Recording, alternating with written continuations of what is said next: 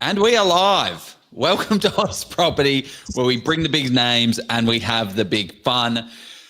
Welcome, gentlemen. We have Jeremy Iannuzzelli from Pradium Partners, and we have Mike Mortlock from MCG Quantity Surveyors. How are you, gentlemen? I feel like I'm transitioning to Mike, whoever it is you said. Apart from that, I'm going good. Although transitioning was probably very 23, 24. We're here to talk about the future. And a bit of the past as well. Well, yeah, okay, a bit of transitioning. No, we're well, and neither of us are transitioning. Although Jeremy to his new banner, so congrats to him. Thank you very much, my dear friend. It's it's exciting. We're looking forward to a very big 2025, and there's lots in store for everybody. I think it's going to be a year where you can make some really good decisions. And as the heading says, or it can be very dangerous and poor decisions, depending which level of expertise that you're on or data you're looking at. Yeah, great. Yeah, and that's the biggest thing. I think Jeff is very good at keeping these conversations on a clear path. So I'm going to try my best at doing that. What we're going to cover off today is what happened in 2024. We like to do these prediction things to kind of understand and look back of where did we go, and then what is in store for 2025? Where are the opportunities? Because 2025 is not going to be 2024. In 2023, I think we're fairly comfortable. Like, yeah, actually, it's same. You're going to make a lot of growth. It's going to be very obvious. You're going to throw a dart. You're going to hit it. You're going to hit a goal. 2025 is a very different market. Things are getting very unaffordable, and interest rates are, still up there for people. So unaffordability is high. So it's not as easy as it once was to buy. But anyway, let's not get down on ourselves. It's about where are the opportunities? Where are the opportunities? Where did you want to take this, guys? Let's just... I reckon what we have is a great opportunity for Mike to really share a large portion of the data, Mike, that you've collected over the last 12 months. Because what people don't get to know about yourself and your business is that you are collecting so much data from where people are buying fairly quickly, which is very rare. Not many people get an opportunity to see the locations that you get to see all around the country, because that's what your business does a lot of reports all around the country. You get to see the purchase prices that people have paid at, settlement dates, and even in terms of the price comparison or price disparity between what they paid for the land and what the actual dwelling is worth. So I suppose I'm going to jump in, Joe. Apologies if I'm still in a bit of your thunder, but no. Mike, from your end, what have you seen from the start of 2024 to the end of 2024? I think we could probably throw 23 and 24 in the same basket in some respects. I described 2023 as a market that was about affordability, and 2024 is really the same by virtue of the rapid increase in interest rates. Obviously, that diminished the amount that we can borrow, the amount that we can service, and the areas that we can look at. And if you go back to the beginning of 2024, Perth, well, let's say before the Perth run, Perth was the second cheapest median house price of all the capitals and territories after Darwin. Now, I kind of thought, yeah, look, well, let's call it the bottom because no one really invests in Darwin. But then I saw you guys did a live, like, is Darwin the next spot? So doesn't mean I'm definitely, I'm not. Yeah, I don't want to promote Darwin. We just want to see what's going on there. We want to hear from the people that are boots on the ground. But yes, I'm not buying in Darwin. It's not a place. I think it's a roll the dice type of market. Will you make some money? Hey, let's see. quite possibly, but I suppose there are certain commentators and certain people that wouldn't have invested in Perth or would never invest in Perth because of its exposure to the resource sector. And we know that, iron ore, for example, is kind of the top of the cycle, and it correlates fairly well with Perth property prices. It's not just that simple. There's a little bit more to it. But yeah, 23, 24 are about the affordable markets. And if you take three of them out of the equation, we're basically kind of like in neutral territory, no growth across the nation. It was Perth, Brisbane, and Adelaide that were the heavy hitters for 2024, and they did a lot of that work in 2023 as well. Now, when we're looking at, let's say if you look at the final Corelogic print for the December market, stuff that I've got here. It's actually on one of my slides as well. You can kind of see that Perth is not really sitting at the bottom anymore. I mean, you've got Hobart at 451,000 as opposed to 813,000 for Perth, and Melbourne. You know, I know you want to talk about Melbourne today, Joe, but we're talking 774 for a median value, which is now cheaper than Brisbane, Adelaide, and Perth. I mean, it's crazy. I can't believe the median is less than Adelaide. I know. Like, how many people are in Adelaide? I say this all the time about Adelaide, and sorry for anyone that's listening from Adelaide. Last time I checked, there's about a couple million people that live in South Australia itself, not much more than that, of which about 1.6, 1.7 million of those people live in Adelaide.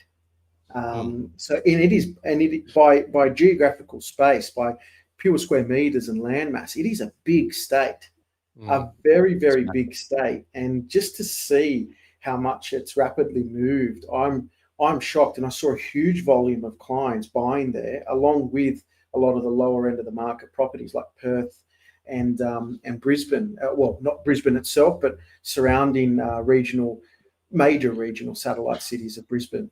So, well, the beauty of this is what it paints for me is that it's not about price, it's not about population, it's not about how many people live there.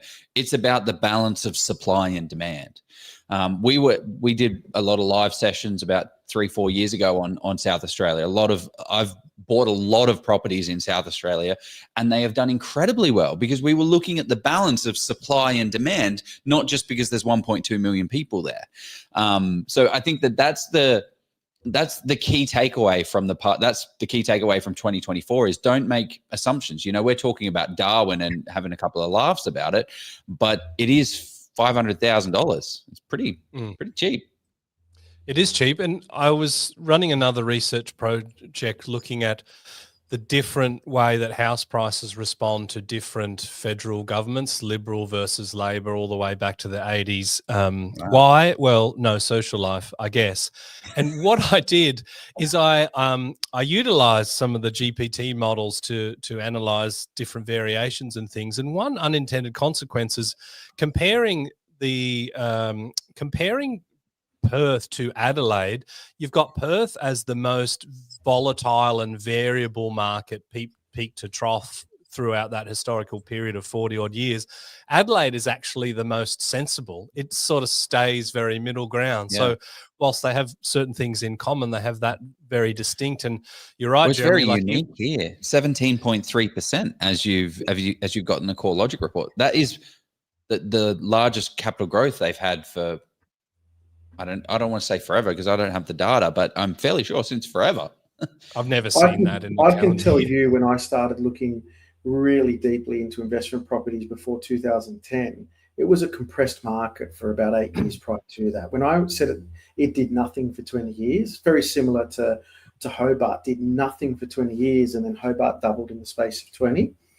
One of the observations that I've probably seen over the last 12 to 18 months has been the convergence and a little bit more of the squashing at both ends of the lower market and the top market.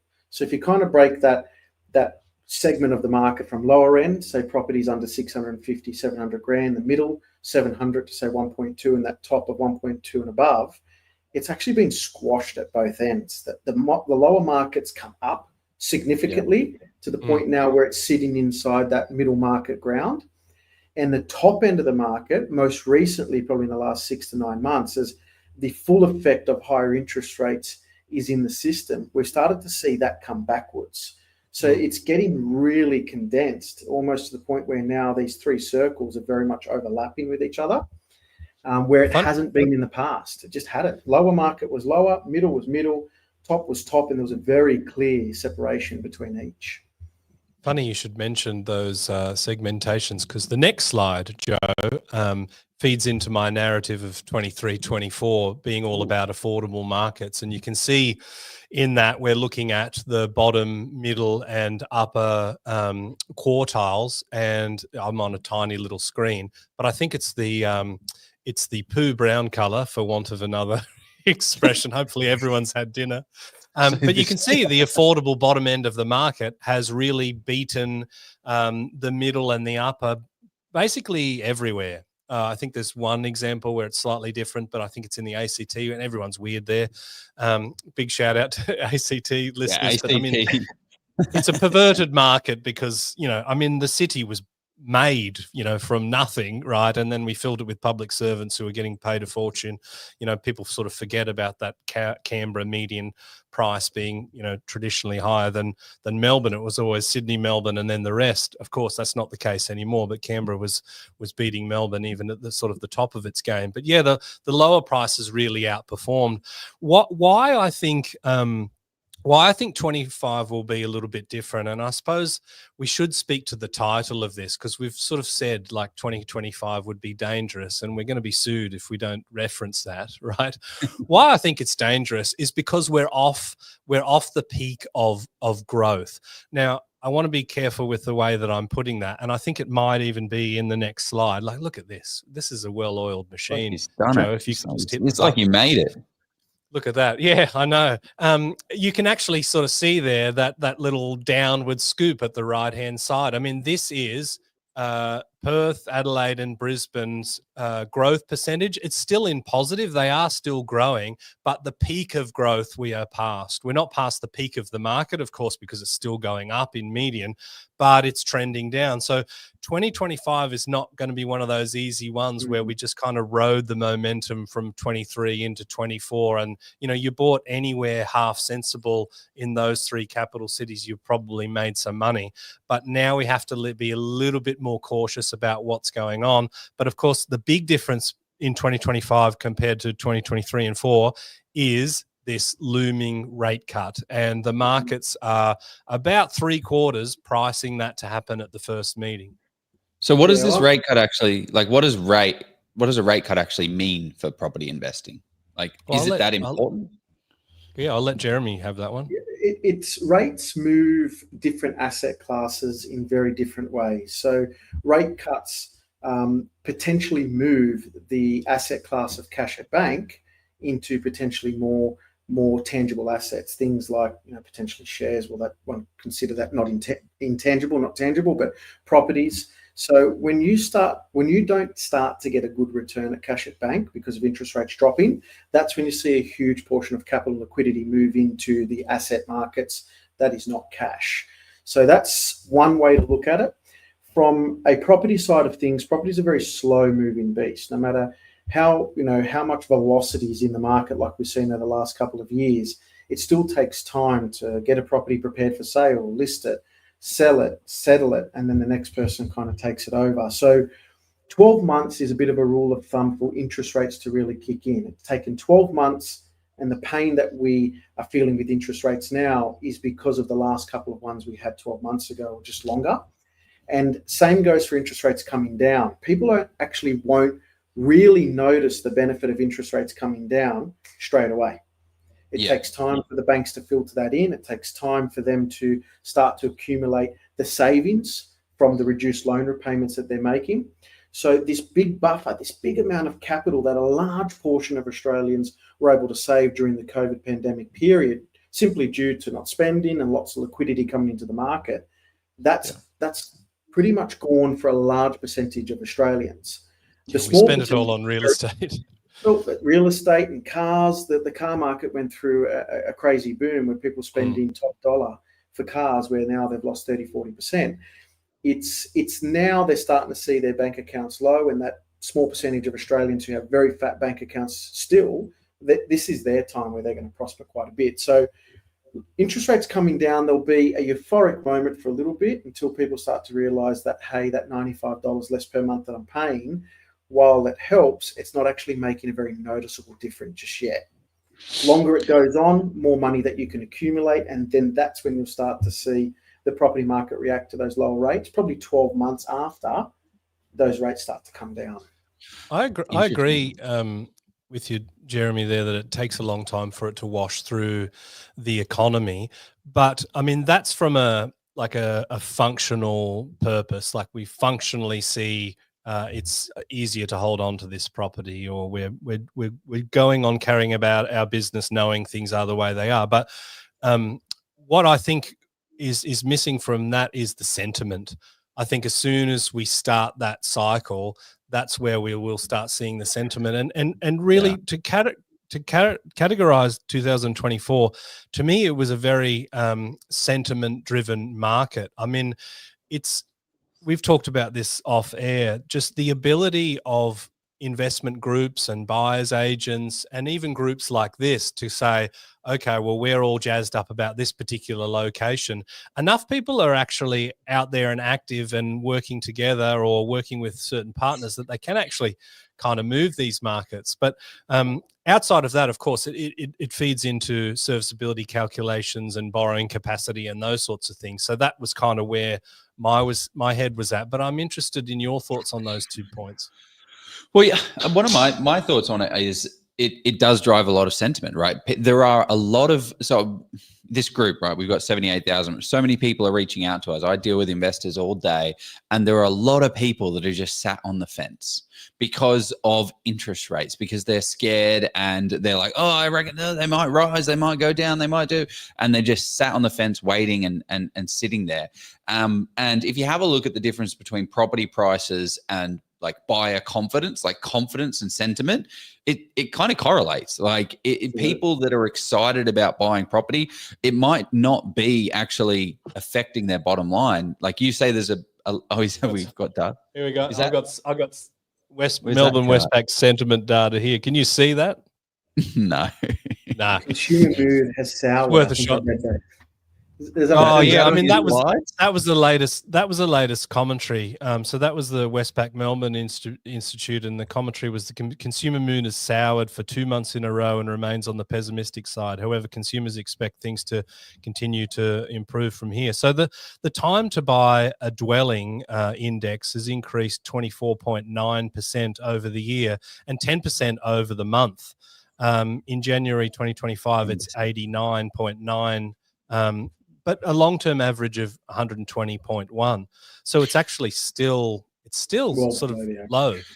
And it does, and a 0.25% interest rate drop. If you're buying a $500,000 property, a $550,000 property, that's going to allow you to buy now a $565,000 property, right? Like it like instantly affects the borrowing ability because the banks are now looking at it. So I don't know if I see but the thing is, there's not going to be a massive, oh my gosh moment as soon as interest rates drop. I don't see that. I don't see that happening, but I do see there being a lot of people, a lot of confidence back in the market where people say, yeah, actually, this is the right decision for me. I've already watched the market go crazy. Mike, just to talk on this point. So what these charts look like is the market's going down, the market's crashing. Like what do you draw from this? Well, that's a rolling 3-month change of dwelling values, and right. It's probably difficult to see on the screen. I probably have here. I have a version right here in front of me. So Perth has actually done 1.9% over the last 3 months. I mean, annualized, that's a rip-roaring market, but it's a slower pace than what it was, right? So we've got Perth, Adelaide, and Brisbane. I think you could throw Sydney and Melbourne into the same category in terms of a similar-ish trajectory. But the big three, the pace of growth is down. Adelaide 2.1%, Perth at 1.9%, and Brisbane 1.3%. That's the rolling 3-month change. So why it looks like it's going down is because the pace of growth has slowed, but it's not a market that's actually heading backwards, if that makes sense. It's just a nuance of that way that Corelogic do that. Sorry, Mike, I'm going to jump in and ask a question, and this is just pulling apart your experience. Where, from a volume perspective, what 3 states have you probably done the most amount of depreciation schedules in the last 12 months? WA is number 1 by a country mile. when we look back at Q1 2022, it was about 9% of all of our investor transactions happened in that state. So Q1 2022, 9%. You fast forward to Q1 2023, and it was about 33%. It's peaked in our data at over 40% of the tax depreciation schedules we do for property investors happen in the great state of WA that interestingly twice tried to leave Australia, but we didn't let them because that's where all the iron ore is and we need it. We want it. So WA is number one by a long way and Queensland second. And then after that, it would probably still be New South Wales beating the South Australia, but Really? it's not necessarily Sydney. I mean, there's a lot of New South Wales regions, but I do have some data on the top SA3 regions across the country on one of the slides, Joe, and also it's been broken down by our analytics team into per state as well, so you can see the top SA3 states. That's actually an interactive thing. You need a web browser for that, but I'd be happy to share that one as well. Yeah, because it's interesting because that's for me is a bit of a metric. I want to see what's moving the markets. Is it a lot of investors, which typically are looking for results? And again, being in this industry for such a long time, human nature is very fickle. Once they start to see, markets flatten, Joe, for 2, 3, 4 years, they tend to get very impatient. And I have this saying all the time, and it's not, and this is why I say 2025 is dangerous. Dangerous is as everyone went into the market together, believe it or not, they will all exit together. Are you seeing that? Because the beauty of you, Jeremy, is you've got the insights into, hey, should I buy this property? Because I need to get my trust created. You're being an accountant. So Jeremy Iannuzzelli is an accountant. Do I need to get this trust set up? Should I buy this property? What are your thoughts from a financial standpoint? Does it help me? But then also, when should I sell my property? Jeremy, I just made $300,000. Do I think the Perth market is going to make that continue that trend? Well, probably not. Should I sell? Like, what are you seeing on the ground? So I having the conversation the other day with many people, it was just, what I saw was a lot of people bought into these markets in late 2021, in 2022. And I'm talking about those three beautiful states that you saw on those charts, which are leading the way. Again, driven by the affordability, and they did very well. But when they look at the numbers of 2022 and 2023, interest rates were very kind to them. These properties were maybe cost them a little money, Mike and Joe, or nothing. They're actually putting money sometimes in people's back pockets. Fast forward to 2024, especially towards the later end, October onwards, these properties were all costing them anywhere between $250 upwards of $350 a week. Properties which were, a couple grand positive or slightly neutral, slightly negative, to now being over $15,000 a year. Those clients are starting to say, hey, I've made double my money in the space of 3 years. If properties revert back to their historical mean, which could be the 5, 6, 7% return, and I've made 100% return in 4 years, that's 25% per annum, or 100% return in 3 years, that's 33.33% per annum. Well, what's in store for me moving forward? Are things going to kind of slow down or stagnate so the property has time to catch back up to its historical average, otherwise called reversion back to the mean? No one wants to talk about that, I'm sorry, we don't want to, but this is again for our 2025, is that these properties now are starting to cost $15,000, $16,000, $17,000 a year. Their mortgage, their buffers are starting to dwindle away, and the cost of living, that rising cost of living, start to pinch. So their mindset is, hey, why am I keeping something that is costing me 15 grand a year when I've doubled my money?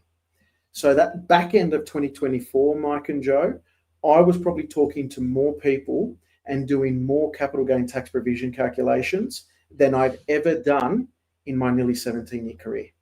Interesting. Jesus. That's very interesting. So 17 in your entire career. And were they in these, I mean, you obviously can't, your personal situations, but these are the SA3s that your data has been looking at, Mike. For the so actually, tell me, what is this? I'll tell you exactly what it is, Joe. Yeah. So when people come to us, they say, Mike, I've got an investment property and I want to know if it's worthwhile getting a tax depreciation schedule. Obviously, we first check that it is. And if it is, we do it for them. And what people have sort of got confused in the past is I've shared data before saying, you know, like 40% of people are buying units, and then people attack me in the comments. Why are you telling people to buy units? I'm like, I'm not telling people to buy anything. I'm just doing what they bring to me. Now, they can bring what I think is a great quality asset, or they can bring garbage. It's like a Hippocratic oath. I'm sort of obliged to do my best job with whatever they bring me. So this is not an endorsement of where I think the best hotspots are, although some of these points I think have still got a hell of a long way to go. But these are the top regions for 2024 that we saw by investor transaction numbers broken up per statistical area 3 across the country. So even though I said WA was the number 1 state, Townsville was the number 1 SA3 region.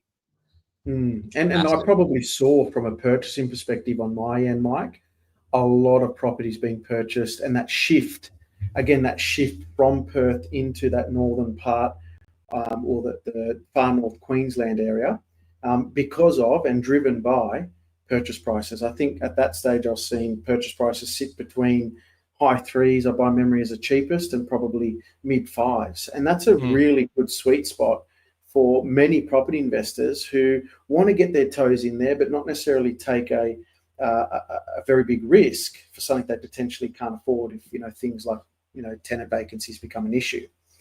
But I very rarely saw clients, again, compared to 2021 and 22, purchasing in that, say, $800,000-$900,000 or above bracket. In 2021 and 2022, Joe and Mike, I'd probably say half of the purchases my clients were making were with an 8 and 9 in front of it. Interesting. So, yeah, absolutely. Interest rates were low, and, you know, deposit requirements probably weren't as high because a lot of the liquidity that the government forced the banks to do through the bond buying program. So that was where a large portion of the Gold Coast benefited from that. A lot of people buying in those beautiful Gold Coast areas where the prices were 8, 9, and they skyrocketed very quickly to mid 1s very quickly. So are you seeing this slow down, Mike? Like, I mean, we've got Townsville, Gladstone, Midwest WA. I'm not sure where Midwest Rockingham, Mandurah, Wanneroo, Rockhampton, Bunbury, Toowoomba. Are you seeing a slowdown in these markets, or is this still a pace that's doing quite well? I don't have that data to hand, Joe, but anecdotally, just by, you know, taking the pulse of what we sort of see coming through the door, Townsville, I know for certain, is still very, very popular, as are places like Toowoomba, for example, which is kind of midway down the list. WA, I don't know about the SA3 regions in terms of which are coming up and down. We have the data, we just didn't slice it tonight. I mean, I thought you'd be happy with the 14 odd slides.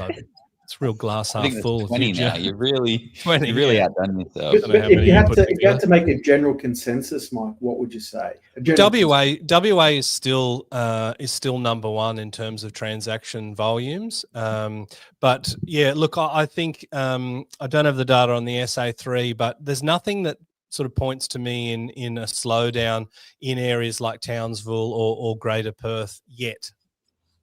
Yeah, I definitely, I mean, not that we're making predictions just yet, but the Townsville markets, the WA markets, I still think are going to surge quite nicely. The biggest challenge that you've got in WA now is affordability, right? We were buying properties that were $500,000 that are now $850,000. The people that live there can afford $800,000, but they can't really afford 900, a million, and 1.2, 1.3, 1.5. Like, it just can't continue at those crazy growth rates. As much as I would love it to, it's just reality. You can't continue to just keep doubling. But also it comes down to an affordability aspect. That's why I think Townsville and Gladstone have done so well, is they're so affordable, and the rental yield is amazing, right? 6.5, 6. It's probably now down to about 5.2, 5. percent, which is getting pretty interesting. But I still think there's a little bit of steam in those markets. And property is like a big ship, right? It doesn't just turn all of a sudden. It takes time, and the data will eventually get you there. It doesn't just lights on, lights off. My challenge with looking at Townsville and Gladstone, again, seeing that over many, many years, and we're going back now 2009, 2010, I saw that area double within 2 years. And then I saw that area drop by about 2012 by 50%, vacancies 30%, rents dropped from 450 a week to 200 a week. And then what those areas have been doing for the last 10 years is had very little or minimal price growth, but the rents have kind of been climbing with inflation every year. So then you get this beautiful scenario where you've got yields at 6, 7, sometimes even 8%. And that's when you start to see the investors come in to snap up these really good yields and more follow behind. The question is where does that infraction point then start to begin of, hey, like Joe said, these people just can't afford any higher prices, or the rents just can't go up anymore. And that's when you start to get yield compression, and then it doesn't look like a desirable investment area anymore. Well, I mean, yields have been smashed the last little while in, Perth, Adelaide and Brisbane, just by virtue of the capital growth, right? But like you were sort of saying, Joe, like people can only afford to spend, 800, 900. I think we are definitely now seeing that in the data from a rents point of view. I think rents are much more exposed to the cost of living pressures than house prices would be, because we're definitely seeing a change in, I think it'll take some time to hit the ABS, but in the household formation rate, because median rents in Perth aren't going to get to $1,800 a week, because nobody can actually afford to do that. What they'll do is they'll reach some sort of it'll reach some sort of ceiling, and then people will just change their behavior because they're priced out of it. If they got the option to stay with their folks for longer, they will. They'll bring in a roommate, or they'll join a share house. I think Cameron Cusher said this at the Pippa breakfast in Brisbane last year. REA own the site flatmates.com.au, and their target market was probably a younger, slightly more handsome version of you, Joe, though you are handsome. But I'm just thinking, like a uni student in the peak of his career. I mean, you've just had a baby. You can't necessarily be peaking and be filling the house with love. What they're actually doing is they're changing the whole marketing model to not be looking at people like yourself, uni students, young effervescent people. They're changing the marketing to be middle-aged women, because they're finding those are more likely to be the users of the site than the uni students of old. I actually think that's a terrible problem with society, that's the situation that these women are finding themselves in. But with crisis levels of rental accommodation and the government really out to lunch in terms of fulfilling their responsibilities, that's kind of what's happening. So we're definitely seeing a change in that behavior. Well, I mean, if we just look at your vacancy rate chart that you've kindly, very graciously, I accept it with wholeheartedly, the amazing chart that you've created. Oh, did you create this chart from Mike? Cut and pasted it from Louis Chris for this one, actually. Right, okay. All right, Big shout out to Louis. Love your work. Probably should have his logo. It actually says MCG research on the bottom of that. That's on every page, but this is SQM. I'm pretty sure you can tell by the shade of blue, but no, this is SQM vacancy rates. Go on, Joe. Well, no, I guess that's kind of looking at it. Vacancy rates for 2024, November 2024, vacancy. Oh, their numbers and the percentage, right? Numbers, yeah. Is 1.4% national vacancy rates. Nothing except for Melbourne under 2%. Nothing below. There's one at 2%. The rest is below that. I totally agree with you. I don't see this trend changing very much. Vacancy rates are based again on the supply and demand, and we're just not building enough houses. Those trends seem to be going up for the three top, Sydney, Melbourne and Brisbane. If you look at November of 23 versus November of 24, mind you, immaterial, but you can see there, number of vacancies in Sydney, for argument's sake, in a year rose by about 3,000 dwellings. Melbourne significantly about 4,000 dwellings, and Brisbane only a very small amount by about 500 dwellings. So there's starting to be, if it follows, it starts to gather momentum. But again, I think you'll find that would probably correlate back to a significant level of migration that we had in 2023 and 24, which we all tend to not talk about. For some reason, it doesn't hit the media as much compared to, say, 2025, where those migration numbers and the intake levels are drastically going to be reduced because we've got an election year coming up. And well, that's been on the tip of everybody's tongue about the number of migrants absorbing a large portion of the dwellings here in Australia. Love a bit of xenophobia in Australia, don't we? It's those bloody immigrants that are ruining everything. Peter Dutton's back in a whole, I don't want to talk about too much about politics, but he's back in a whole campaign off the back of patriotism that Donald Trump ran in the 2024 US election. So it just happens to be that might have a tangible impact on vacancy rates, Joe and Mike, in 2025, that number of migrants coming into the country, that intake. Well, I think we first saw a decrease in the December quarter of 2023 because it was, that was probably the peak, right? And I think that's where it really was in the media. And then we kind of saw, okay, well, the government's done something about it. They have sort of forgotten about it, but it's still an issue, right? I mean, we do actually need that. 3% is a balanced market, so we're at 1.4. We're still very low. We're still very low. We're still very low, and that could be because of the Airbnb market. Mind you, those new taxes come in very soon, I think, or may have come in already in Victoria, the vacancy tax. So that's going to change some habits for people that may have been using their property for the Airbnb market in Victoria. So there's probably some catalysts there for movement.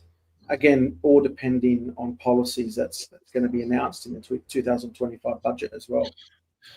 Yeah, I think that the availability, it looks like the affordability is going to hit from a vacancy, like what you were talking about, that no people can't afford to keep pushing the prices up, but still there's going to be a lot of people intake. So you're not going to get, it's not going to go from $500 to $600 a week. It's going to go from, $500 and $550. It's going to stay at $550. You'll be able to get it, but it's just not going to see the crazy rental price growth that we've seen over the past 3 years. Yeah. And I think we've hit our head on the roof. Yeah, off the back of what Mike said about the number of people in an average household size, in 1988, there was an average of 3 people per household. And believe it or not, that bottomed out in 2023 to 2.44 people per household. But now it's starting for the first time, starting to actually tick back up in the opposite direction, heading back up to 2.5, 2.6 people per household.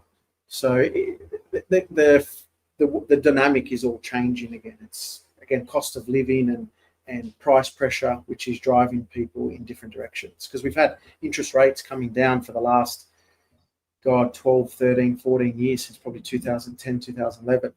So it's given people that freedom, that sentiment, to be able to take a leap out, maybe go rent or buy a home. What I think specifically people need to understand about immigration's influence on the rental market as well is that we know from the data that immigrants much more likely to rent and somewhere for around about 5 years before they purchase, which completely makes sense. I mean, imagine moving to a whole new country and going, I'm going to buy this little slice. You don't know anything. You don't know where's where. You don't know where the good restaurants are. You don't know where to get your hipster haircuts or whatever people spend their money on. I don't go outside very often. But it has a huge influence on the rental market and perhaps a lot less to capital growth than it has for a long time, because it's not an environment that is conducive to overseas investors at the moment. Yeah, and I guess all of these things kind of spell opportunity, right? Like I guess from a rental side of things, there has been a reduction of household sizes, and we're now starting to see a little tick up due to the affordability. But that's a general overall, but not. There are then other markets where that is continuing to drop, and then there's rental stock. Right, there are areas where rental properties are drying up because investors are leaving. And it's like, okay, great. Well, the investors have now left. Oh, now rents are continuing to grow. Exactly what we've seen, like in 2024. There are still opportunities in many markets, and that's why I don't like charts like I'll just bring it up again, like this, where it's like, oh my gosh, this is no, it's gone. What was the capital growth?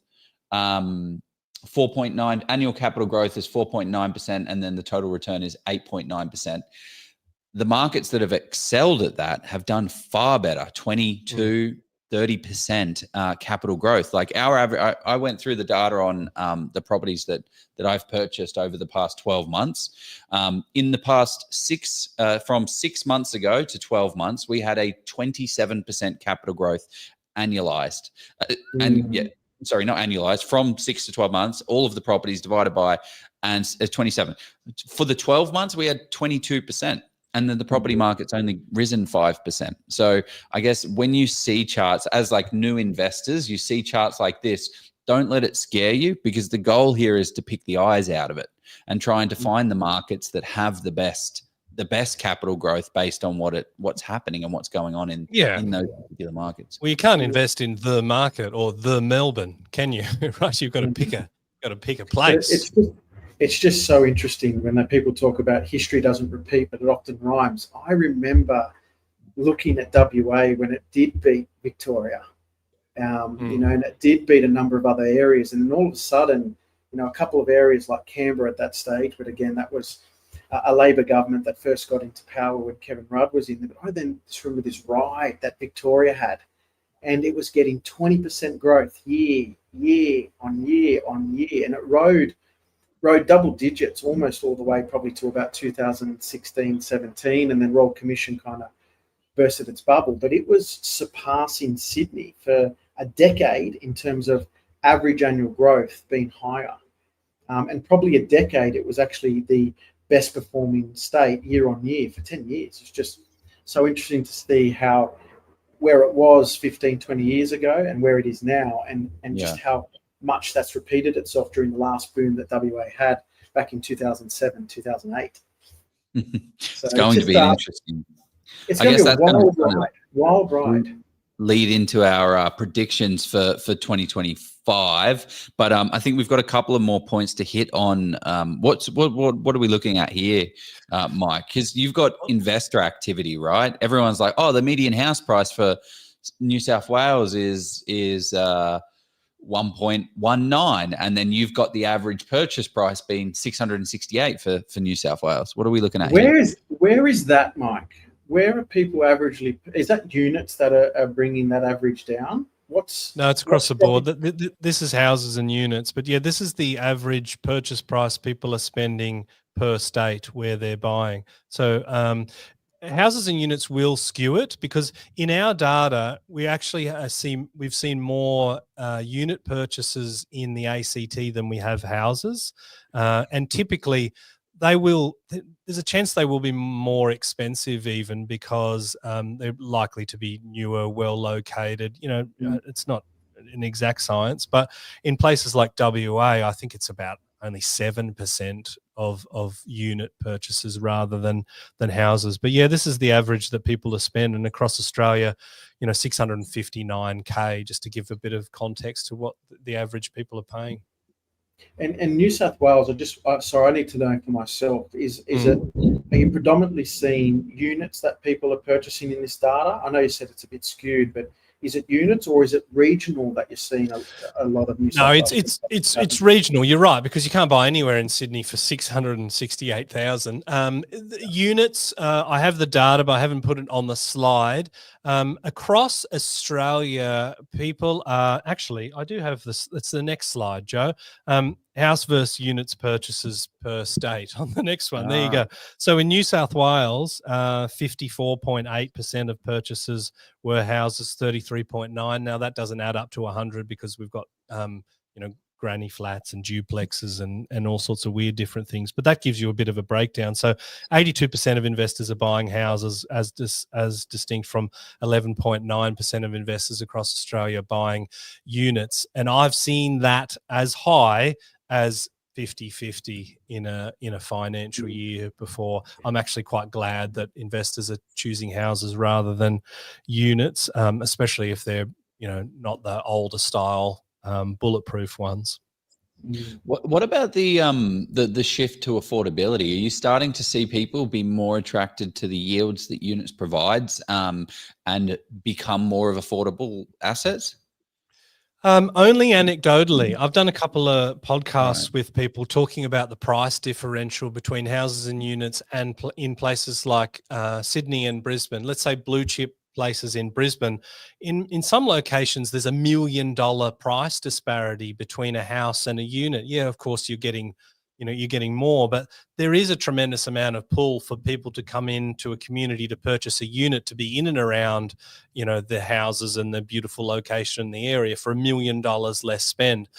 So I'm seeing anecdotally people are taking advantages of that, but it's not sort of entering the data where we're seeing a meaningful uptick in the amount of people buying units. I think historically, as far as our data goes, it's at a low point. I don't think we've ever seen it under 9%, for example. So it does make sense. I mean, if there are still affordability constraints, then people may choose units rather than houses for a cheaper price point. But I think rather than that, there's still probably opportunities in regions to get houses for a cheaper price, especially if they believe in the local fundamentals.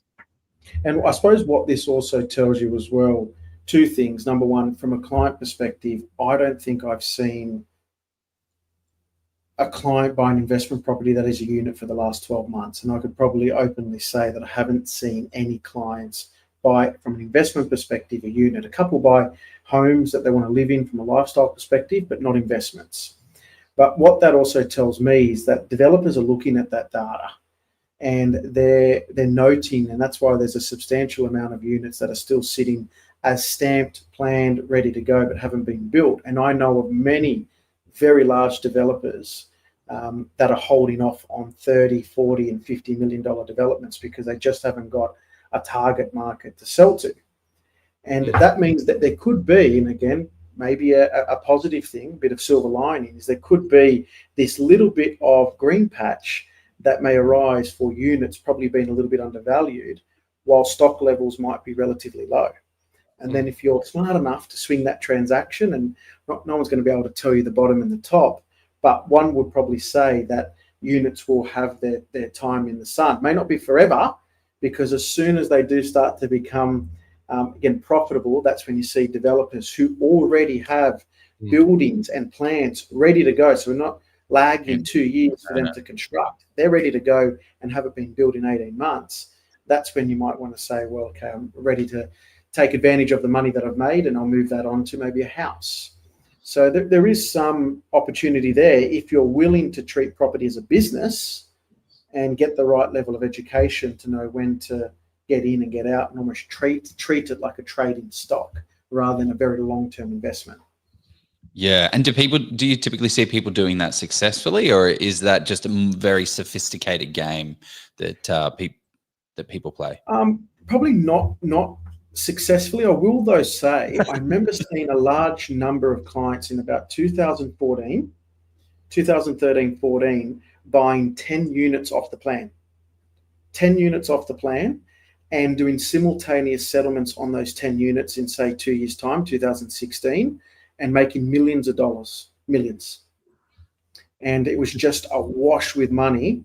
And these people were trying to tell me to get involved. And I said, guys, so you've got to be careful. You've got to be able to make sure that you can fund and settle these properties, because if the door comes knocking, they've got to get paid. And then lo and behold, banking roll commission comes, and those people won 3 or 4 times, but then lost it all on that 5th one during the roll commission. So if you're smart enough and you know when to kind of exit and throw your cards on the table and walk out of the poker game, there's a lot of money was getting washed around in those heydays of just people buying and signing a contract and making 300 grand by the time the land was developed or the unit building was built. Okay. Just picture Jeff singing The Gambler, as the soundtrack to this. Got to know when to hold them.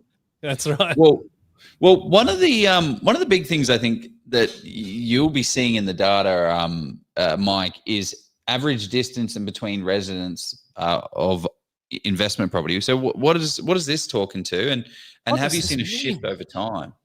Have we seen a shift? Yes.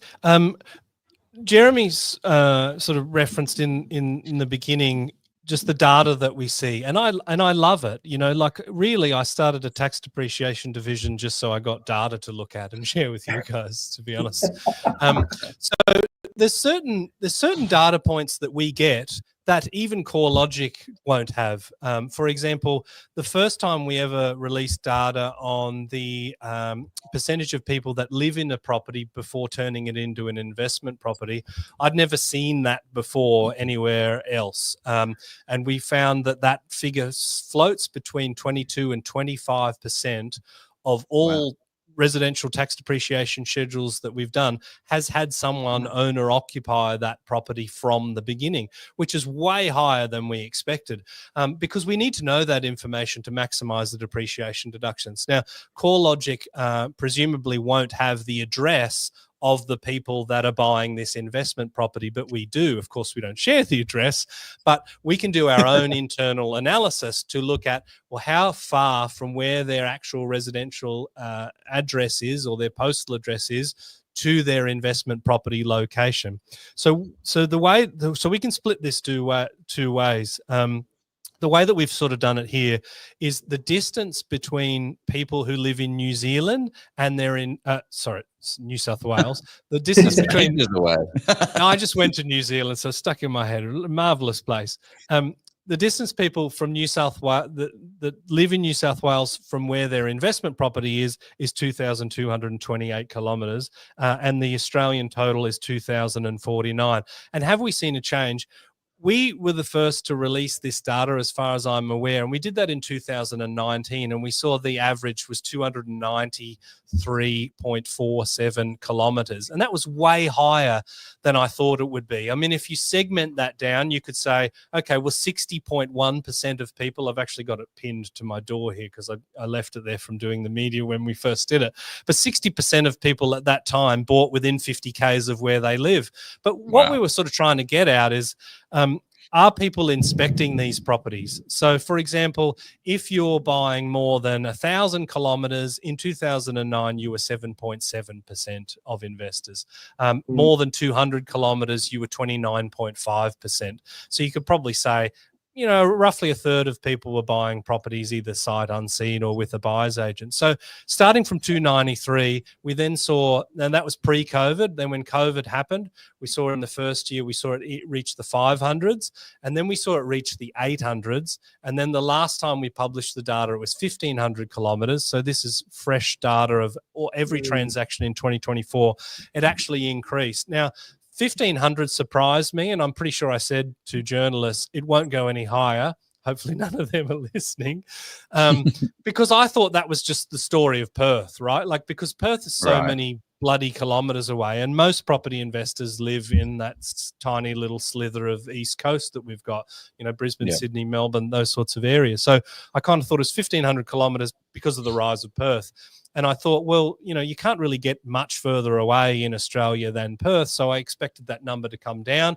And I suppose I didn't expect Perth to run as long as it has. So 2,000 kilometres, I mean, you can see Northern Territory, people are buying 3,500 kilometres from where they live, because even Northern Territorians don't believe in their local property market. But yeah, across the board, 2,000. To put that in perspective for anyone that's listening, because 2,000 Ks, okay, well, how far is that?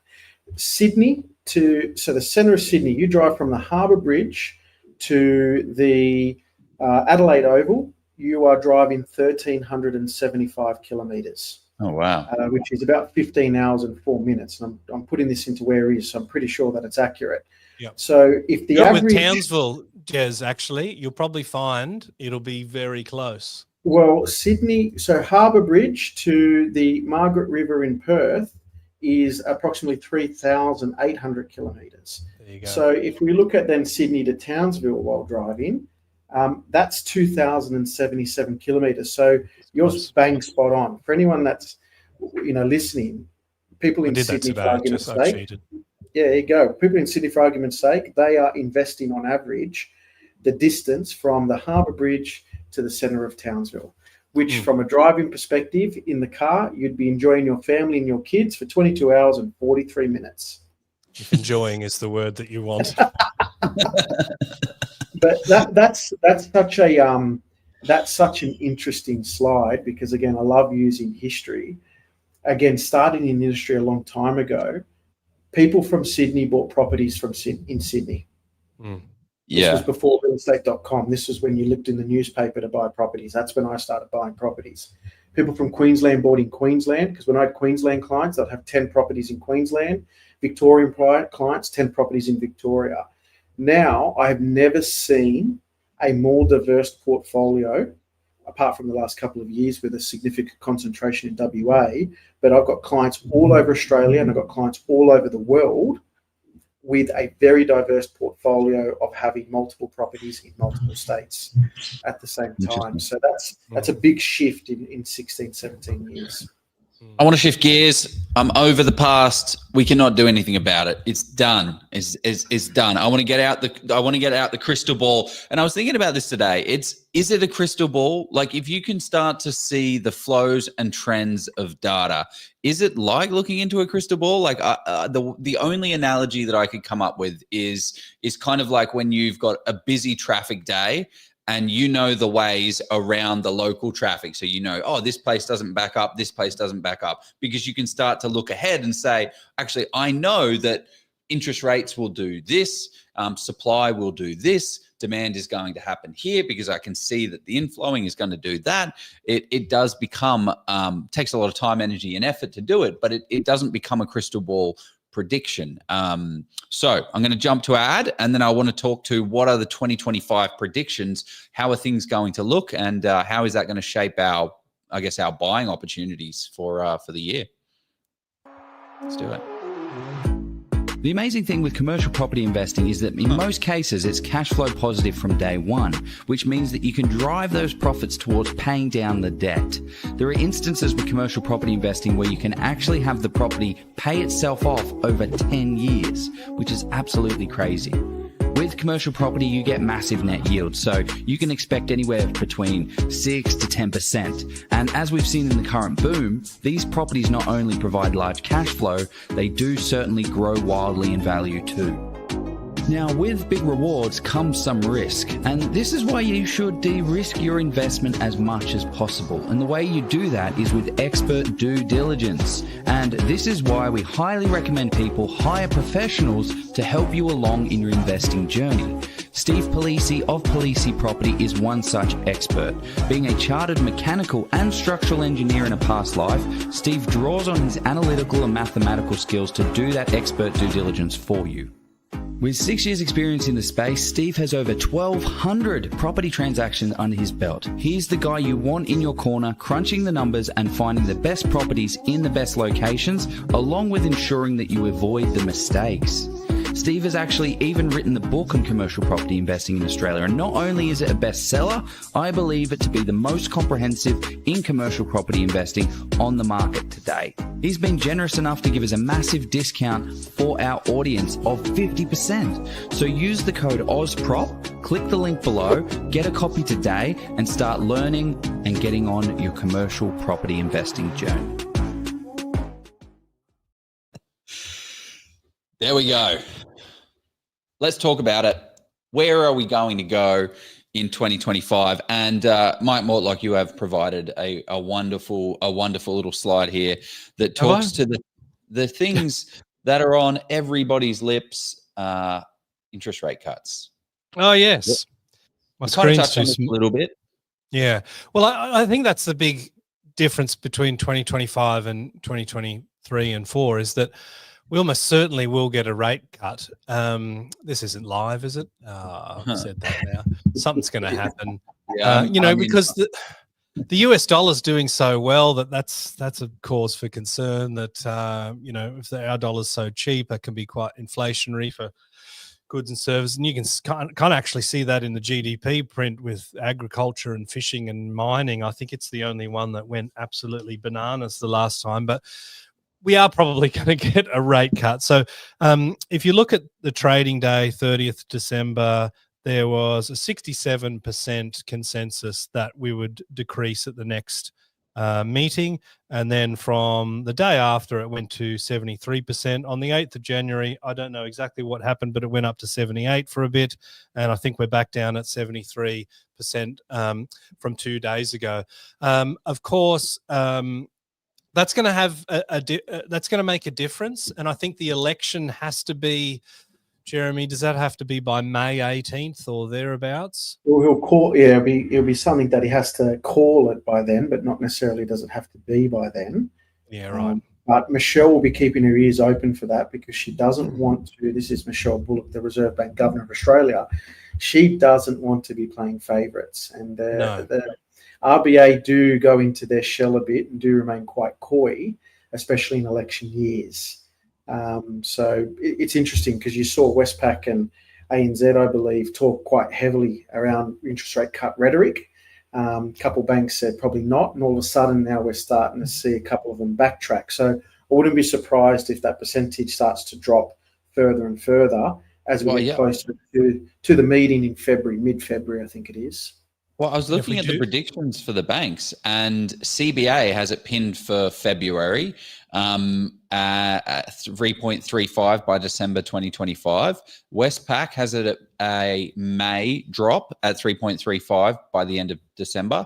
And then NAB has it in May, and then ANZ has it in May. So CBA is the only one that believes it's going to be in February, and the rest believe it's going to be in May. You've got to have the vested interest from CBA holding the largest amount of residential loans in Australia. But in the two-horse race, always back the one with self-interest, 100%. Yeah. But I tell you what, if there is a February rate cut, how many seconds before Labor call the election? Because they're going to want to run with the wind in their sails from something like that if it happens, right? Yeah, absolutely, and that's why, as I've said, quite openly, the last time a rate cut happened prior to the election, believe it or not, was when rates really used to move. It was the election that John Howard and Kevin Rudd had in 2007. The election, by memory, was in June. And the RBA raised the interest rates from 6% to 7% in May of 2007. And John Howard, to this day, in all of his memoirs, says that was what lost him the election. Well, you remember the good old days of 100 basis points? That was when rates moved. They moved at 100 basis points at a time, 50 basis points. None of this 0.1, 0.25 death by 1,000 cuts. You want something to happen, you raise the rates and you hammer it down. And you want your economy to do well, you drop the rates like what they did in COVID, slashing rates at 0.75%. And we saw how quickly the market reacted to it.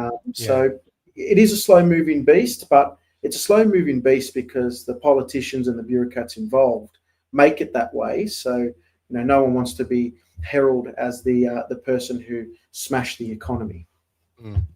I think I'll throw in my 2 cents and then I'll let you guys tear it to shreds.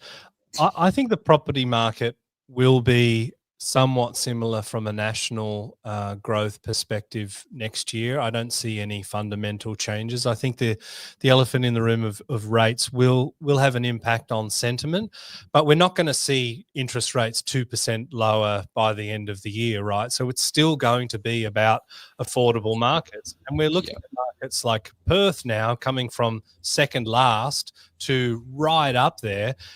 People are going to have to look further afield to be able to transact for sub $700,000. So I still think it will be about affordability, but it won't be necessarily as much about affordable capital city markets because there aren't any apart from Darwin and Hobart. Will this sort of see Hobart's resurgence?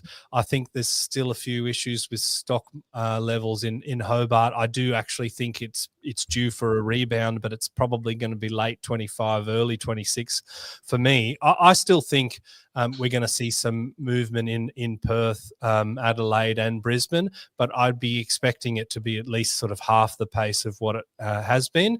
But the real movers, the boom locations, I think are going to be those regional locations that are just supported by good affordability metrics, good infrastructure pipelines, and great employment opportunities.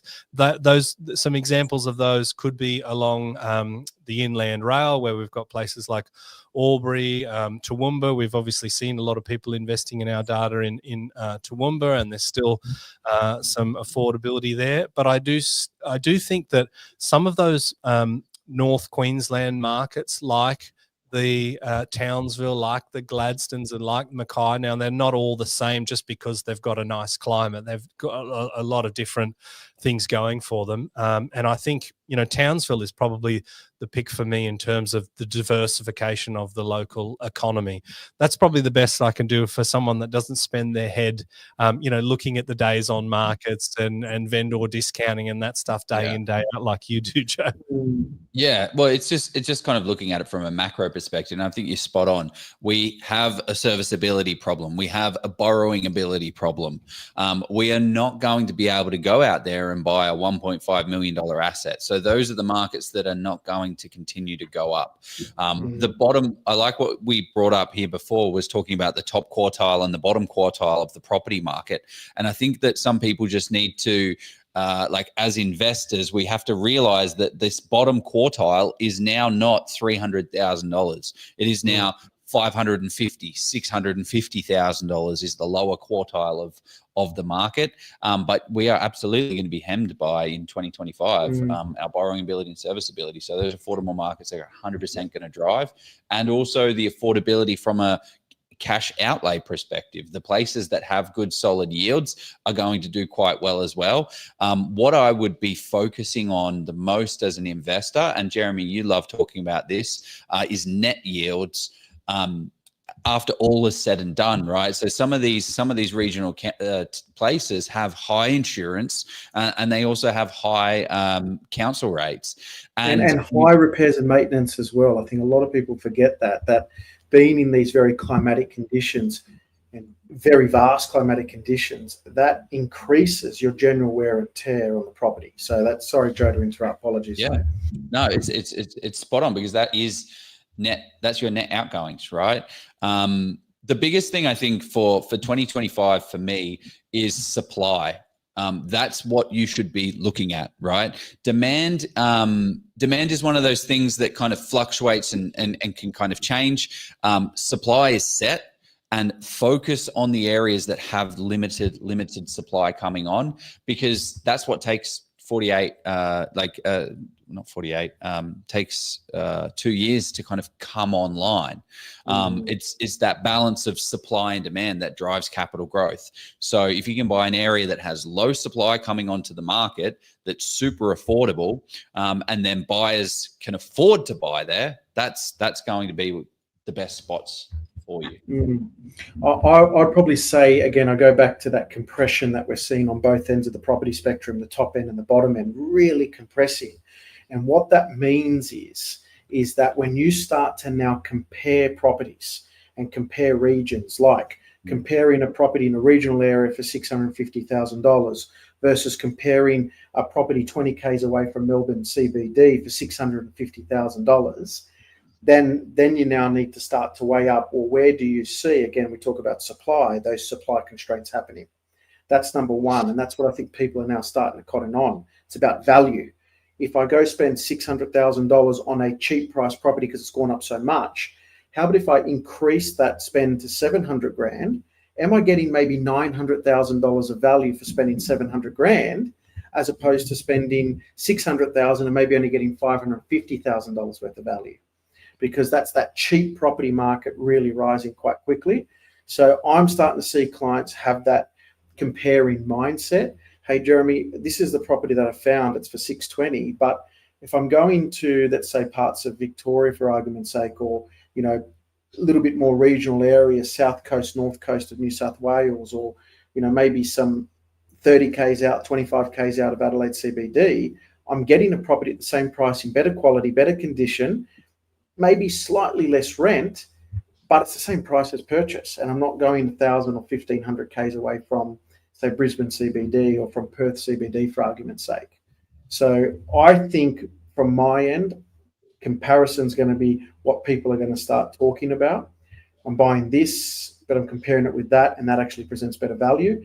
I'm seeing a movement from a sell perspective. I am still seeing a lot more clients now talk about selling as opposed to purchasing. And as I said at the start, a lot of people who buy together will also sell together, because they all need to move their money. Move their money into different areas for that growth. Isn't that a terrifying prospect, Jeremy, for places like Perth? For example, you know, you could see thousands of listings a month from investors that have, you know, 50x or 100x their money. It's almost to the point where knowledge of the State Residential Tenancies Act is of value because, you know, like, are people going to want to sell mid-tenancy? Can they vacate a tenant to sell the property? It differs from state to state, but that's kind of where my head is at, because if there aren't that many impediments to removing people from the residential tenancy, then you could see a huge exodus of people that have made money in Perth and are just looking for greener pastures. Greener pastures, or again, you know, buffers have started to dwindle away, or the metrics of the property have changed. I think that's very important to understand, is that the opposites happened on two ends of the economy spectrum. We had high liquidity, so substantial amount of money being lent in the market, combined with low interest rates. That is a perfect storm for all assets to substantially grow. On the other side, we're having now a lower amount of liquidity, which means people have less savings in their hand, less capital to play with, and higher interest rates, which is hampering borrowing capacity, which is an environment for potentially people to start to feel the pinch and maybe sell. Now, it's not, I don't think selling's happening at the velocity where it's anything bad or panic stations, but it trends, and as it starts to build momentum, Mike, and go down that hill, it starts to capture more and more people with it. So, you know, it could be a dangerous year for people that bought in very heavily investor-dominated areas. If 80% of the properties in that space are investment properties, you've got to be very wary, because when properties come to the market, or the average time of holding properties in that market is quite low, well, then that's a factor that can represent price fluctuations up or down. It is. So it's a dangerous thing. 2025. It scares me a lot, and I talked about it a little bit in the beginning of Perth, and nobody really wanted to hear that. They just sort of thought, like, who's this guy saying naughty things about the place that I bought in and is definitely going to go up 8,000%. My concern was there has to be a ceiling of that market. And let's have a look back at history. We know for a fact that there was a 14-year period where the median house price in Perth did absolutely nothing.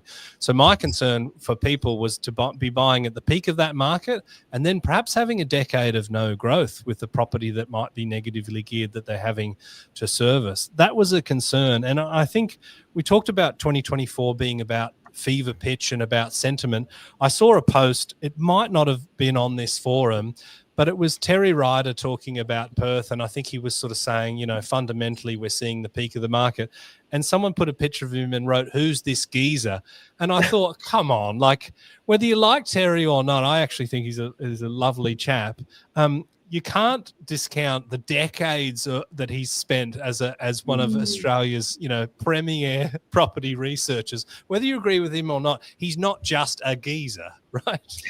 That's it. But I think what we will see, again, opinion, and that's because I've got the luxury of having lots and lots of people that are investors. I am starting to see, again, Mike, you're going to kill me when I say this, I'm seeing more transactions occurring in Northern Territory from a purchase perspective, and Victoria from a purchase perspective, from an investment point of view, than any other states in the country.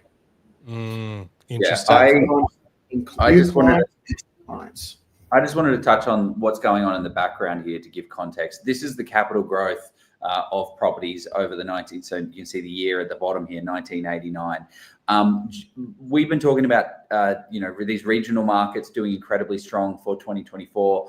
WA is going to continue to go strong. That does not mean you should buy an investment property in these markets right now. This is what's going to happen in 12 months' time. But the Oz property portfolio, we just invested close to $3 million in Oz property. And the majority of that, outside of one purchase, has been spent in Victoria, because we want to ride the capital growth train, and we want to be a part of this little moment here when Melbourne Wait to see Perth. Sorry to interrupt. We're going to see Perth really raw. This is when it really raw. This was the peak of the mining boom. This is when iron ore was getting up to about $120 US a ton, and it had a little bit more of a win. There we go. And then this is now when the iron ore price started to really come down. And this is when I started to see prices in that space from investors really halve, and rents halve with it as well. And don't get me wrong, we're buying as investors in the Perth market. There's still solid growth to come, but we're just not a share market. It's not a share that you can trade. If you've got long-term fundamentals and good solid areas, you're going to be absolutely fine. If you're more of an aggressive flipper, someone that wants to buy in and buy out of markets, then there's considerations from that side of things.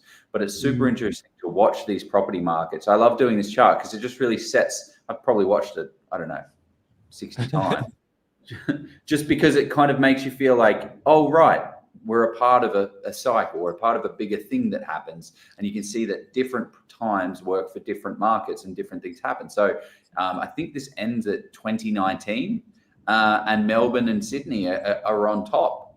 Well, Melbourne and Sydney's still on top right now, but it does show you what can happen. Yeah, and remember I said Perth was the most volatile in the research and Adelaide was the least. I mean, you rerun that thing. Adelaide just does its merry little thing. It's only in this last year that we've seen such a huge jump. It doesn't really move a lot, does it? It's just kind of sat at that 470s for a very long time. It's got all the wit and charm of a euro. Great chart. I love that chart, Joe. I think you've showed me about 2 or 3 times that one, mate. It's brilliant. Sorry. Yeah, so stop boring you with my charts. Actually, I'll never bore Mike with a chart. So there's a question that's popped up here. Boys, can we address the cash flow equation? If we're borrowing at an 80% cash flow is negative, more generally, what does the LVR need to be in today's climate to have a neutral cash flow? I've done this equation about 30 times with clients. So I've actually got this pretty much at the back of my head. If you're buying a property with a 5.5% rental return, which one would argue to say is quite strong in this particular market, and a 6.5% interest rate, and let's say the purchase price was 600 grand, because I've modeled this on this number, your leverage would need to be about 67.5% to become generally cash flow positive. Pre-tax? That's pre-tax. Yep. So that's before the magic happens at MCG with the lovely quantity survey tax depreciation reports that you guys provide to bring it into a significantly better position post-tax. But I've done those numbers, and it's only at the moment where, again, yields are so low, interest rates majority at 6.5%. That's where you need to have roughly that 70% LVR to get it into a position where it's breaking even. Those numbers will change depending on prices and holding costs. Some areas have far substantially higher holding costs, and it could be due to repairs and maintenance, age of the property, a lot of metrics that go into it. But to draw a line in the sand on those numbers, about 70% gets you into a more neutral cash flow. And that's probably the shift that I would like to see property investors making in 2025, is not chasing the yield.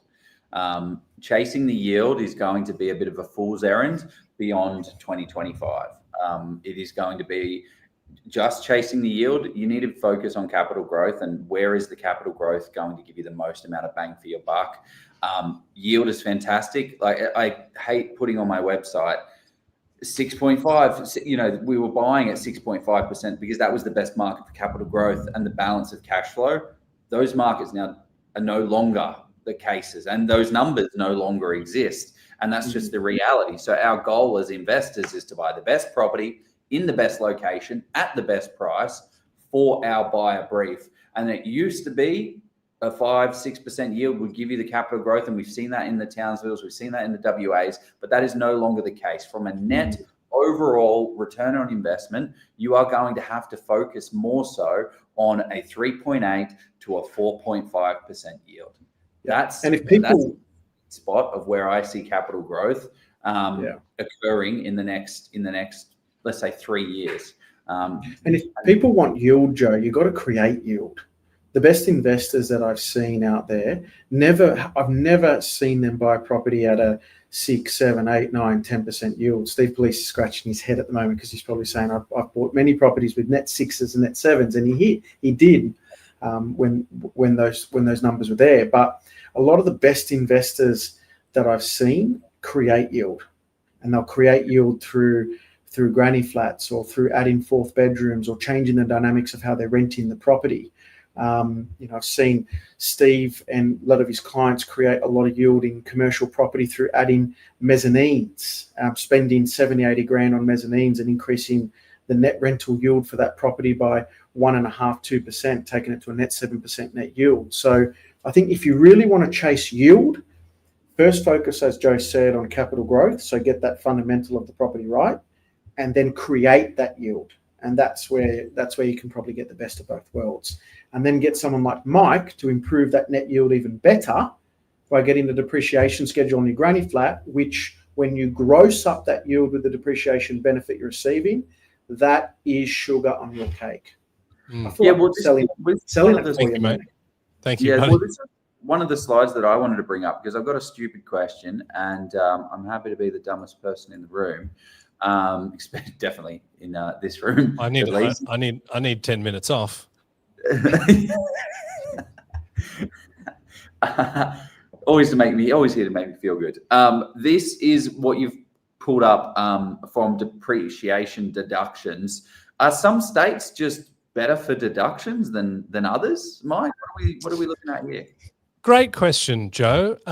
Some states are, I would say, fundamentally better for deductions, like ACT. Think about it. It's a tiny little state that didn't exist until we invented it, and then we filled it full of highly paid public servants, and we built heaps of apartment complexes and towers, and nothing is really, really old, and everything that was old is fairly well gentrified because it costs $1 billion to get in there. So, I mean, you can probably see that quite clearly in the ACD data. Because if you think about the properties that are the best for depreciation deductions, typically they will be units rather than houses. If they're units, they'd be typically in bigger complexes rather than smaller.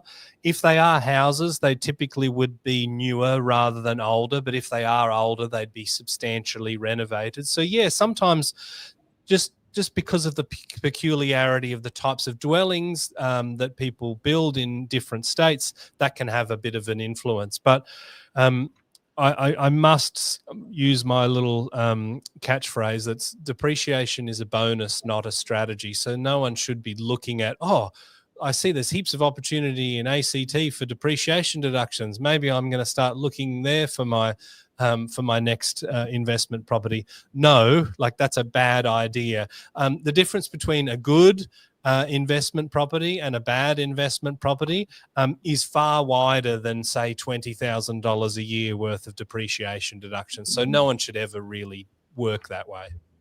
Agreed. Yeah. Do you see that a lot, Jeremy, from your side of things? Because you're the accountant, right? People are like, oh my gosh, my tax bill, I have to pay $100. I don't even talk to me about tax. I just say, Jeremy, what's the number, and I'll pay it. But just don't tell me what that. Just say, just tap the card. I don't want to know, but I do want to reduce. Take it out of the mattress. Possible, but it's definitely not a driver for my decisions. No, I think people are getting a lot wiser and a lot smarter. Years and years ago, when Mike was running around those traps at that stage, there was a lot of these sleek, well-oiled, greasy seminars that would be selling a huge amount and flogging off a huge amount of properties off the plan under the guise of a substantial amount of tax benefit that you receive. Pay your home off with tens of thousands of dollars worth of the ATO's money. And I think people just got really, really smart once they bought these properties and they realized that they got a really big refund. It cost them an arm and a leg to hold the property, and it didn't grow for 10 years. So there's enough of those stories now running around the trap. There's enough professionals in the industry, Joe, like yourself and many other property professionals, that are educating clients on, brand new or off the plan properties from an investment perspective. Go nuts, go hard if you want to buy it for your owner occupier and you love the area and it's new and flashy, that's great. But from an investment perspective, and there's lots of supply coming onto the market, it's not going to be ideal.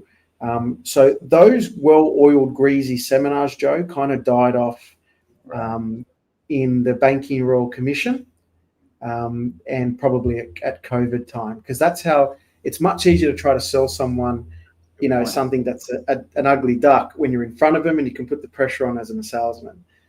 People stopped going to those things and hence people got smarter.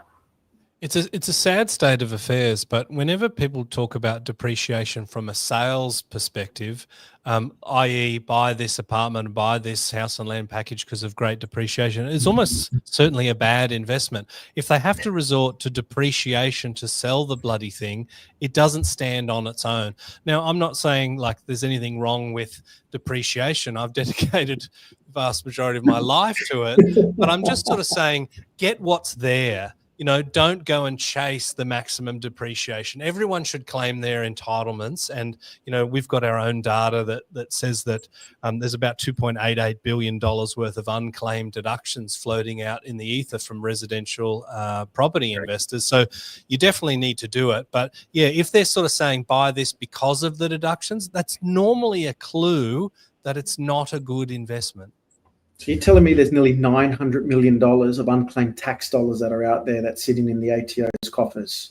Well, it's 2.88 billion the first time that we crunched that number. So of deductions, which would mean that the cash benefit would be nearly $1 billion. Guys, get out there and do your damn depreciation schedule. Yeah, I was just thinking, I was looking at the Oz property portfolio and I'm like, we have not done any depreciation on any of the assets that we're going. $1 billion of cash out there floating in the system. I did poke you the other day, Joe. I mean, you can lead a horse to water, but you need to send me this Excel spreadsheet where you analyze the capital growth and, let me have a look and get some money back for these people. Honestly. Someone, Brendan's jumping in the comments here. Magic Mike, your advice has served me well. I've carpeted my whole IP, kitchen, bathroom walls, everything.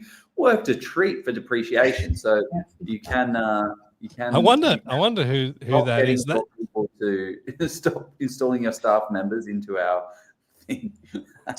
It won't. I mean, I'm in the office and I'm the only one, so it's not going to be one of them. I mean, that's a bit of an in joke where I was talking about floor coverings aren't created equal. So the effective life of carpet is 8 years. It used to be 10, now it's 8. So if you're using the diminishing value method, as Jeremy will know, it's 200 divided by the effective life gives you the rate of depreciation. So it's 25% for carpet.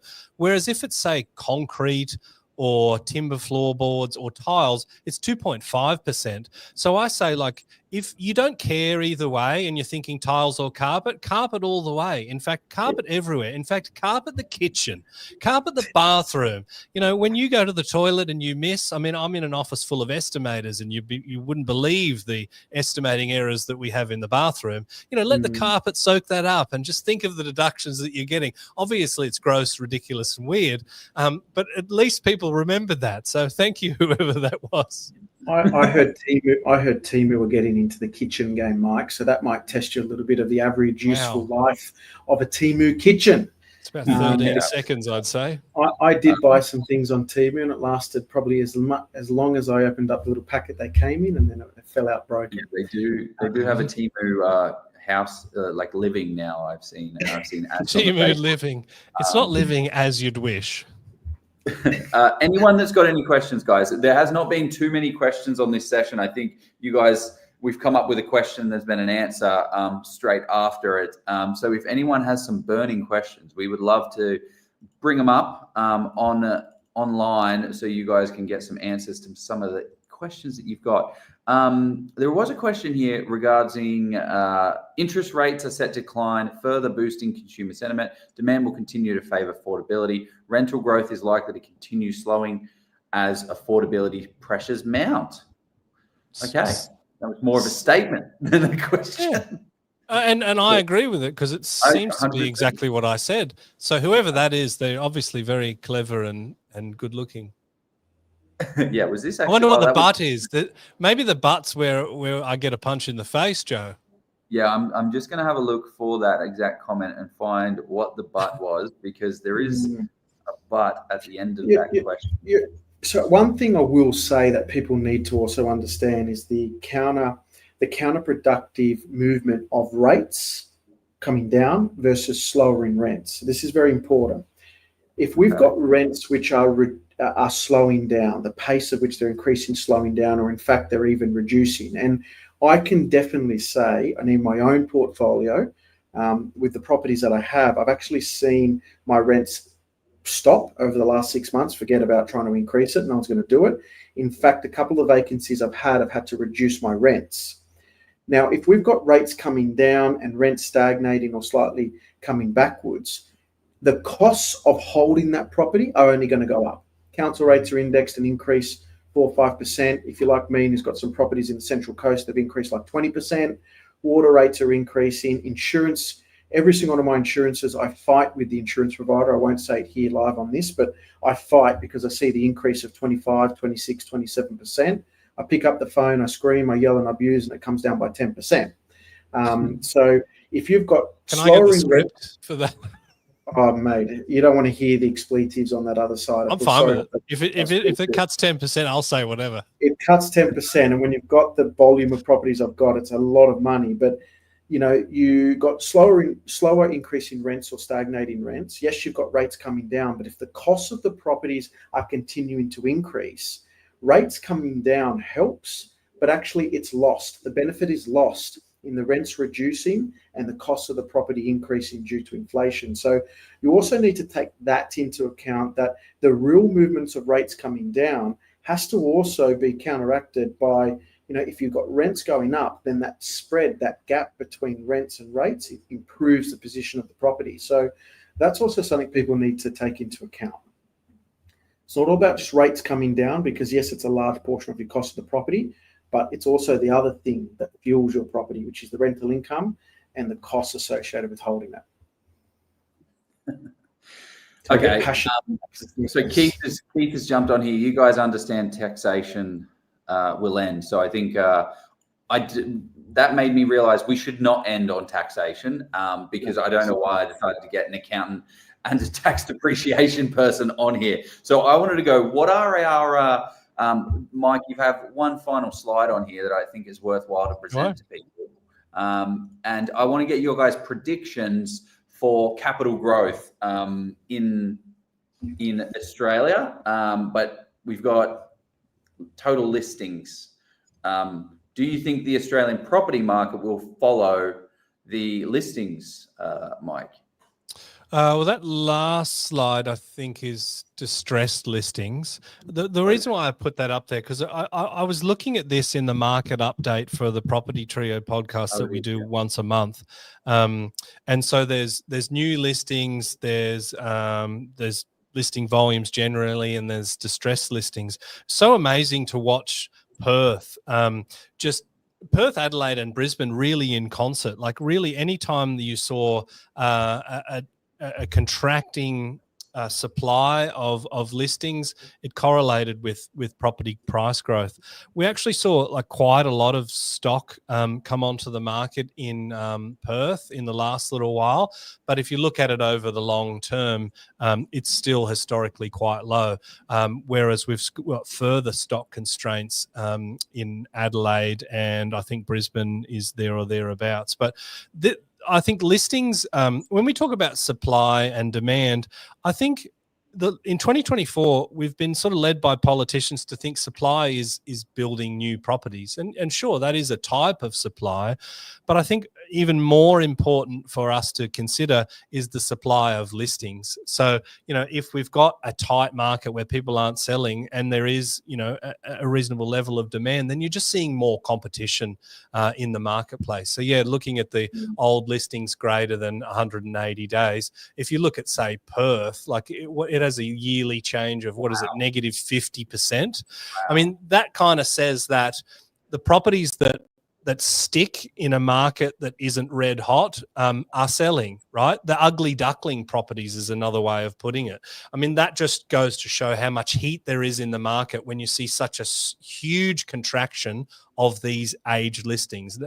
They're old listings, possibly because they're overpriced, but more likely because they're undesirable, but they were getting snapped up at the peak of the market. And to some extent, they are still getting snapped up. And look at the red figures: Brisbane, Perth, Adelaide. What do we know about 2024? Those were the three markets that kicked ass.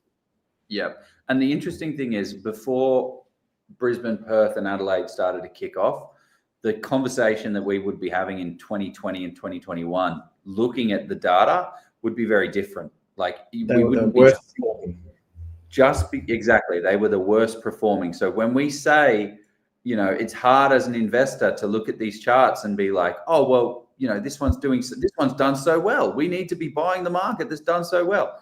Not necessarily. There's a lot more to it, and you need to be contrarian as an investor, because that's where the opportunities lie. It is choosing those markets that have the most amount of, for me, it's the supply story. Like, you can't change the supply story, and the demand is a big part of it. Obviously, the supply and the demand, but go to where the markets have the least amount of supply, and I think you would do quite well.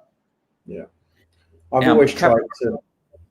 Capital growth forecast, Jeremy. Sorry, I cut you off there as well. What were you going to say? That's right. No, I think capital growth forecast, I still believe there's going to be lingering capital growth in those three states that you've mentioned, Joe, to be very fair. And those are, I call that the last 20% of the money coming into the market. So they're the last people that have waited on the fence for so long. They've heard all their friends get rich by buying in those particular areas. And it sounds terrible, I'm sorry, but that's generally the dumb money. And that's that last peak before the storm. I believe, from a value perspective, and I put my money where my mouth is, and what I've recently done over the last 6 months is, I still truly believe, from a Victorian point of view, again, a lot of policies have been implemented by, I believe, a Labor government that's going to be removed very soon, which will change the dynamics of that state, and has been a very Labor-dominated state by memory for the last 30, 35 years. So I think there's time for a change there, and that will bring in some fresh air. And without a doubt, when the property market's doing well, the states are doing well. So I believe that probably, maybe, I don't know if there's a bit more bottom to go in Victoria, but I can tell you now, the agents that I'm speaking with and the offers that I'm making on properties there, 12 months ago, I was getting called back 50 times to take the property for the first offer that I gave, and actually backed out many times. Now I'm calling back the agents to ask them where my offer's sitting at the moment, and they're telling me to I've got to really increase it before I can have another shot. So again, Joe, probably ought to say that the areas I'm looking at in Victoria are the more affordable end, that 650 to 750 bracket. I haven't really gone into that more expensive bracket just yet, but that little gap there is really starting to get quite competitive, and it's getting to the point where I've got to revisit and maybe try to up my prices a bit more to get out of that space where there's a lot of competition. So that's where I think there will be capital growth to come. I don't think I can pick the bottom or when it's starting to rise, but those three states I still feel will have a lingering amount of capital growth. Yeah, getting ready for new states to take over. And you're not buying for a year. You're not buying for 2 years. You should be minimum thinking for 5 years.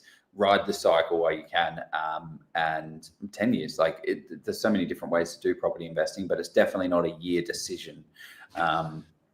Victoria is as a state, it's a basket case economically, right? So we really need that to be turned around. New government might go a long way to doing that, but when we're looking at an interest bill of $1 billion a month, I mean, it's dire straits in Victoria. So yeah, anyone that's buying with the idea that it's going to do 20% in 2025, it's not to say it's not possible, but I would be definitely considering a longer time frame if you're betting your sheep station on it. Yeah, well, it's the funny thing as well is, like, you could buy in a hot market right now, but if you buy in a bottomed out market, or a market that's it's kind of slowly coming up, like Jeremy, you're talking about with Victoria, and you can negotiate 5%, 10%. That's 5-10% to your bottom line from the portfolio standpoint. So there are pros and cons. You buy in a hot market, it's incredible. You will get an instant go, but you've got to be buying at and above market value. But if you can buy in an area that hasn't got that competition, that allows you to negotiate better to get your 10% up. I'm going to give you guys a fun fact. When I was buying in WA in 2019, I was getting called the biggest D head in the world, which is fine. I copped it. But the properties that I bought there had all been on the market for longer than 12 months. That's an interesting fact. And that was 2019, when everyone was still rocking and rolling back in Sydney and some other areas. And I was getting some really weird looks and comments from people saying that I lost my marbles. But those properties that I purchased in WA were on the market for longer than 365 days. And I always said to myself, from WA's perspective, it would be transactional for me, number one, but number two, I'm prepared to hold these for 5 or 6 years before I think I'll see growth. Yeah. So that was my mindset going into that area. Drinks are on you, Jez. Just putting that out there. And on that note, Well I think done. we should wrap this up, guys. This has been an unreal session. Mike Mortlock from MCG Quantity Surveying, thank you very much for the incredible slideshow. How can people get in touch with you, and how do we get our Oz property portfolio depreciated?